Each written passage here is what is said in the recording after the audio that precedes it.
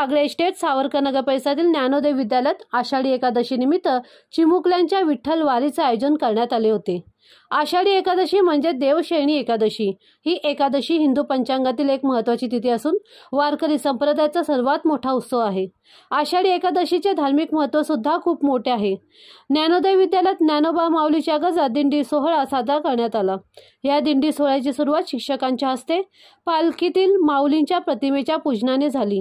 श्री विठ्ठल रुक्मिणी, वारकऱ्यांच्या वेशभूषातील लहान मुले तसेच मुलांच्या हातात भगवे झेंडे तर विद्यार्थिनी डोक्यावर तुळशी वृंदावन घेऊन सहभागी झाल्या होत्या। पालखी आणि विठुरायाच्या नामजय घोषाने शाळेचा परिसर दुमदुमला। विद्यार्थ्यांना वारीचे महत्त्व कळावे आणि महाराष्ट्राची वारकरी परंपरा कायम टिकावी या हेतूने शाळेच्या वतीने दिंडी सोहळ्याचे आयोजन करण्यात आले होते। सदर पालखी दिंडी सोहळ्यात शिक्षक आणि विद्यार्थी मोठ्या संख्येने उपस्थित होते।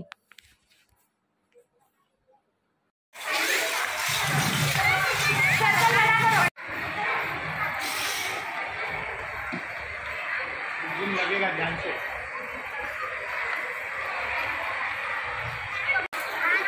ऐसा वाला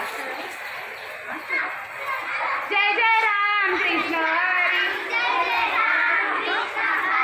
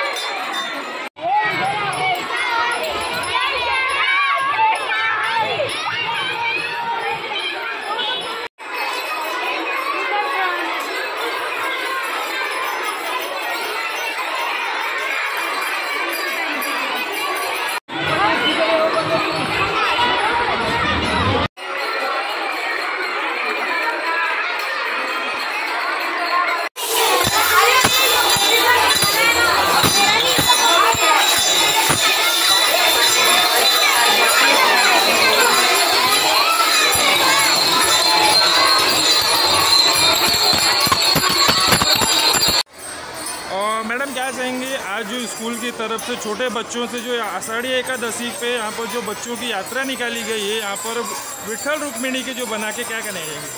एक्चुअली हमने ये लोगों को अवेयरनेस के लिए भी किया है और बच्चों के लिए अलग एक्टिविटी हो जाएगी, पढ़ाई से हट के वो लोग और इंटरेस्टेड रहेंगे। तो हम ट्राई कर रहे हैं और अच्छी एक्टिविटीज। और जिस तरह से छोटे छोटे बच्चों में इस तरह का उत्साह देखा जा रहा है, ये जो आषाढ़ी एकादशी महाराष्ट्र का जो सबसे बड़ी एक संस्कृति मानी जाती है, इस चीज़ को लेकर जो बच्चों में सिखाया जा रहा है, इस चीज़ को किस तरह देखती है?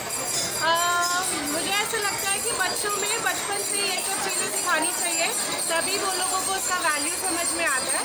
तो दैट्स व्हाई हम बचपन से ही इन्हें समझा रहे कि ये है एंड इट इज़ इम्पॉर्टेंट, ताकि वो अपना कल्चर ना भूल पाए। स्कूल की तरफ से यहाँ पे जो बच्चों का निकाली जा रही है यात्रा, कैसा लग रहा है आपको?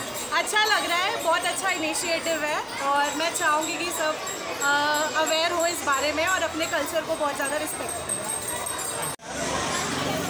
मॅडम काय सांगाल, आषाढी एकादशी निमित्त तुम्ही इथे जे मुलांचे जे कार्यक्रम ठेवले, जे इथे तुम्ही वारी काढलाय मुलांचे, काय सांगाल त्याबद्दल? मुलांना जास्तीत जास्त सणासुदीचे महत्त्व समजावे, परत आषाढी एकादशी म्हणजे काय, परत विठ्ठल रुक्मिणी म्हणजे काय, आता त्यांना 4च्या लेसनमध्ये पण आहे संत काय ह्यांची माहिती व्हावी म्हणून आम्ही हा कार्यक्रम राबवलेला आहे आणि त्यातल्या त्यात सगळ्या मुलांना त्याबद्दल माहिती जास्तीत जास्त समजते आणि लोकांना पण माहिती होते म्हणून आम्ही रॅली काढायचा असा विचार केला आहे।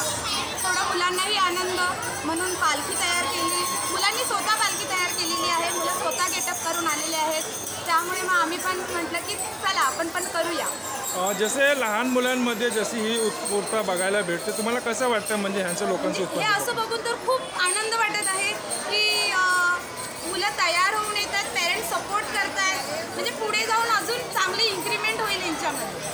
जसं की ही महाराष्ट्राची जी संस्कृती आहे, जसं लोकांमध्ये थोडीशी विसरून चाललेली आहे, ही एक नवीन मोहीम लोकांमध्ये जसं जागरूक करायची पहल चालू आहे का त्याबद्दल? आता मुलांकडूनच त्यांच्या पुढच्या पिढीला कळेल.